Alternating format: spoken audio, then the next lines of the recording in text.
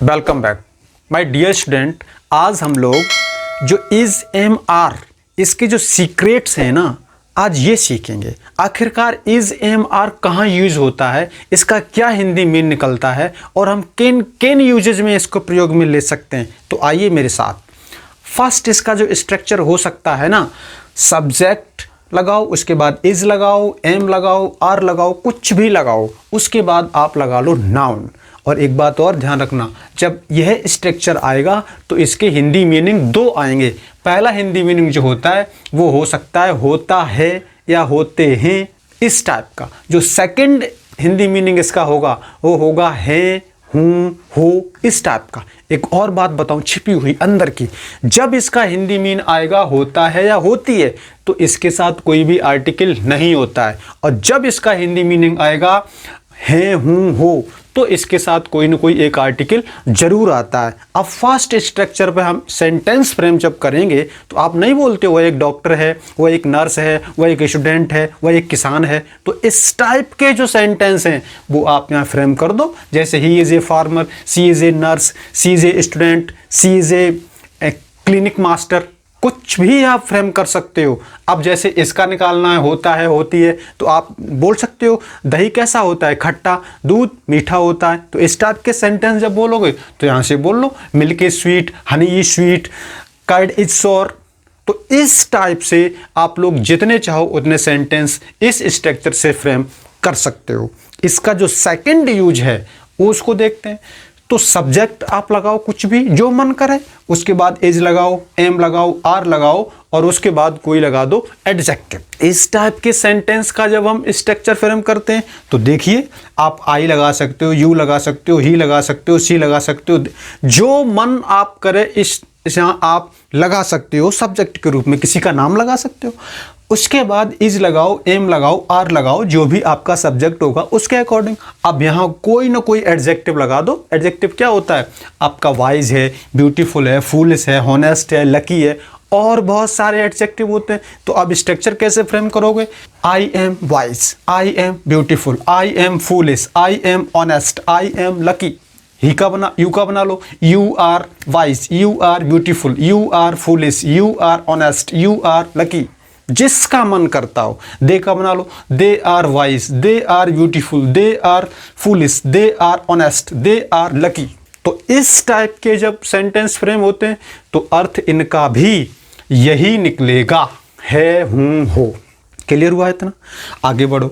Third जो आपका इसका स्ट्रक्चर फ्रेम होगा वो होगा subject is am are plus V3 और उसके बाद अदर वर्ड। यह स्ट्रक्चर तो एकदम तूफान है, इसको पकड़ो अच्छे से, क्योंकि ये पैसिव का स्ट्रक्चर होता है।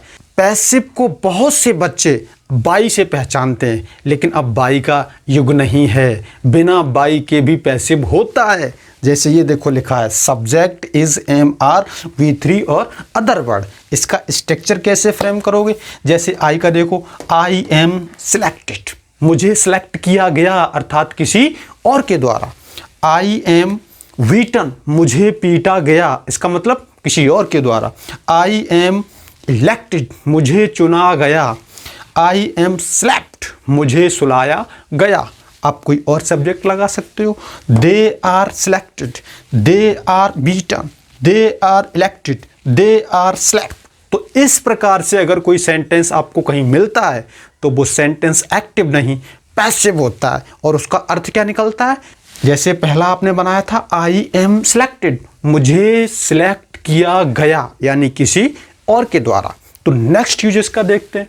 नेक्स्ट यूजेस का जो है सब्जेक्ट लगाओ, इज लगाओ, आर लगाओ, एम लगाओ, और उसके साथ जोड़ दो बीइंग, फिर जोड़ दो वर्ब की थर्ड फॉर्म, और उसके बाद अदर वर्ड। अब यह भी जो स्ट्रक्चर है यह भी आपका पैसिव का ही है। फर्क इतना है, यह आपका प्रेजेंट में लेता है और ये कंटिन्यूअस में हो जाता है। जैसे कोई कह दे आई एम बीइंग सिलेक्टेड, मुझे चुना जा रहा है। आई यू आर सिलेक्टेड, तुम्हें चुना जा रहा है। दे आर सिलेक्टेड, उन्हें चुना जा रहा है। सी इज इलेक्टेड, उसे चुना जा रहा है। सी इज बीटन, उसे पीटा जा रहा है। क्लियर हो रहा ना? इस वीडियो को पॉज करके और लिखते हुए तब देखो हर हालत में समझ में आएगा, ये आपके लिए काम हो रहा है। आगे आओ, नेक्स्ट स्ट्रक्चर देखो, subject is are am plus V3 और अदर वर्ड। ये तो आपको आता होगा, पक्का आता होगा। यह आपका है सिंपल कंटिन्यूअस का। कंटिन्यूअस जानते हो, प्रेजेंट कंटिन्यूअस जो होता है, तो ये तो आता होगा। इसका स्ट्रक्चर भी कर लो फ्रेम, जैसे आई एम कमिंग, मैं आ रहा हूँ। आई एम गोइंग, मैं जा रहा हूँ। आई एम ईटिंग, मैं खा रहा हूँ। आई एम स्लीपिंग, मैं सो रहा हूँ। ही इज कमिंग, वह आ रहा है। ही इज गोइंग, वह जा रहा है। ही इज ईटिंग, वह खा रहा है। सी इज ईटिंग, वह खा रही है। दे आर कमिंग, वो आ रहे हैं। दे आर ईटिंग, वो खा रहे हैं। समझ में आ रहा ना? अगला देखो, subject plus is plus are plus am plus to plus B1 plus other word. यह सेंटेंस आपके लिए बिल्कुल नया हो सकता है। आज के पहले आपने ये सेंटेंस ऐसा नहीं देखा होगा। क्यों? क्योंकि देखो इज एम आर के साथ B1 लगा दिया, तो इसका फ्रेम जब हम स्ट्रक्चर करेंगे तो क्या बनेगा? अच्छा, इसका अर्थ देख लो पहले। अर्थ जो जब हम इज एम आर के साथ B1 लगाते हैं 2 के साथ, तो फिर यह एक प्लान शो करता है, एक योजना शो करता है। और अर्थ क्या निकलता है? वाला है, वाली है, वाले हैं, या ना है, नी है, ने है। बोलते नहीं है वह आने वाला है, वह जाने वाला है, वे खाने वाले हैं, वे सोने वाले हैं, मुझे जाना है, उसे सोना है, उसे रोना है। इस टाइप के सेंटेंस नहीं बोलते हो आप?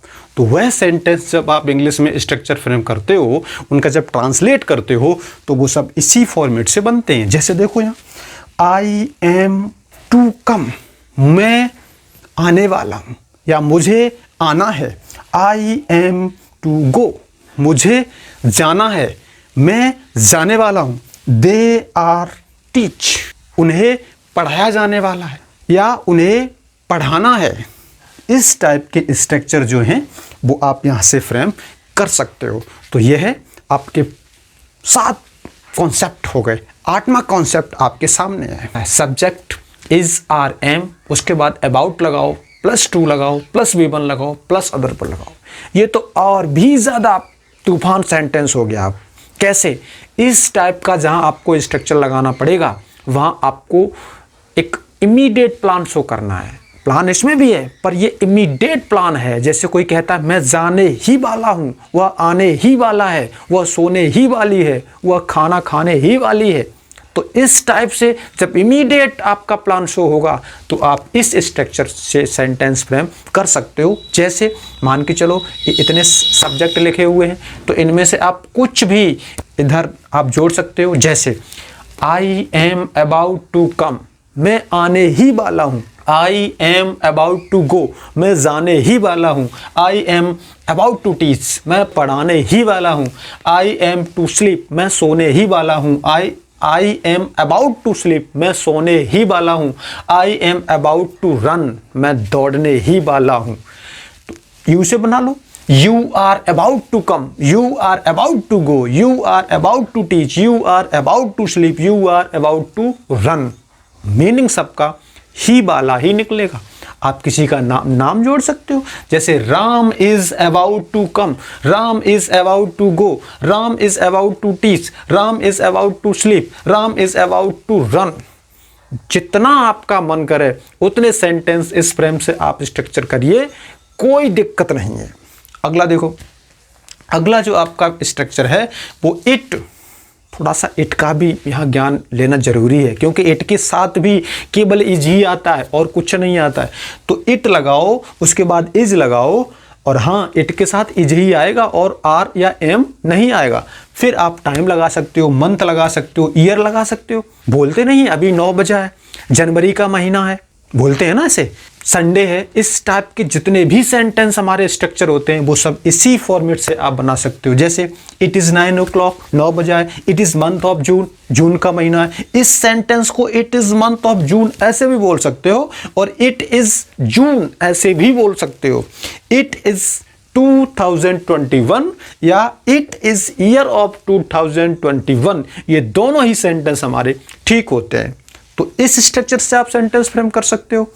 अगला देखो, इट इज सब्जेक्ट, मतलब इट के बाद इज लगाओ और उसके बाद अगर हम सब्जेक्टिव केस लगाते हैं, केस तो जानते हो ना, एक ऑब्जेक्टिव केस होता है, एक सब्जेक्टिव केस होता है, एक पजेसिव केस होता है।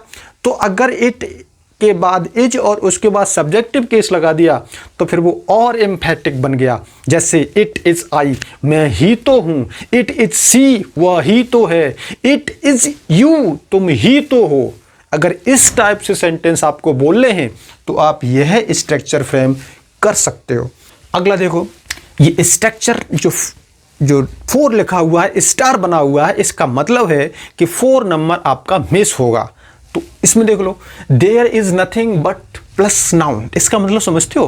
कहते नहीं है पानी ही पानी है, धूल ही धूल है, कहते हैं ना आगी ही आगी है, लड़कियां ही लड़कियां हैं, लड़के ही लड़के हैं। जब इस टाइप का सेंटेंस हमें बोलना पड़े तो आप इस स्ट्रक्चर से बना सकते हो। सबसे पहले देयर लगाओ, there is nothing but water here, यानी कुछ नहीं है सिर्फ पानी ही पानी है। There is nothing but dust here, कुछ नहीं है सिर्फ धूल ही धूल है।